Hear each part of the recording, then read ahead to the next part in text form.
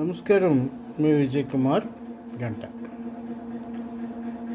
ఏపీలో తెలుగుదేశం పార్టీ ఎన్నికలకు ముందు, ఎన్నికల తర్వాత ఈ గత 2 ఏళ్లలో కూడా వ్యూహాత్మకంగానే వ్యవహరిస్తుంది. పార్టీ అధినాయకత్వం ప్రజాప్రతినిధుల్ని సమన్వయం చేసుకోవడంలో కీలకమైనటువంటి అడుగులు వేస్తుంది.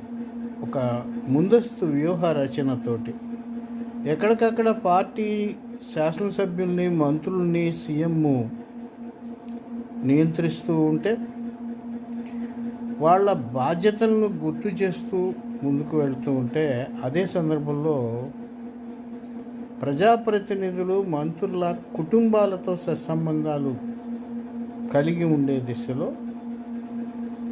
రాజకీయం వేరు, అనుబంధం వేరు అనే రీతిలో రెండిటిని సమన్వయం చేసుకునే విధంగా అడుగులు ముందుకి టీడీపీ అధినాయకత్వం వేస్తుంది. ముఖ్యంగా నారా లోకేష్ చాలా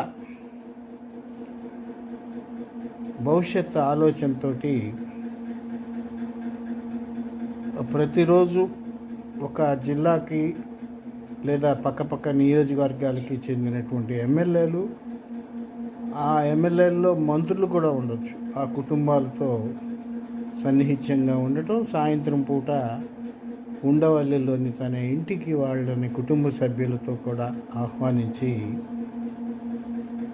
స్వయంగా విందుని వాళ్ళతో కలిసి విందు చేయటం జరుగుతుంది. ఇది కొంతకాలంగా. ఇది నిజానికి రాజకీయ వ్యూహాత్మక సంఘటనగా అభివర్ణించే ముందు ఒకటి ఆలోచించాలి. నాయకుడికి, కార్యకర్తకి మధ్య లోతైనటువంటి అనుబంధమే ఉండాలి. ఇది పూర్వపు నాయకులు అనుసరించేవారు. ఎందుకంటే కార్యకర్తల లేదా ఒక పార్టీ యొక్క ప్రజాప్రతినిధుల్ని, ఆ పార్టీ నేపథ్యాన్ని, వాళ్ళ పరిస్థితుల్ని ఆ పార్టీ అధినాయకత్వం తెలుసుకుని ఉండటం మంచిది. ఇది ఒక విధంగా ఎత్తుగడ లేకపోతే ఏంటి అనేది తీసి పక్కన పెడితే వ్యూహాత్మకంగానే చూస్తున్నాం. ముఖ్యంగా లోకేష్ తన దగ్గరికి వచ్చే వాళ్ళతో చాలా సౌమ్యంగా ఉండటం మనం చూసాం. గవర్నరు ఎట్ హోమ్లో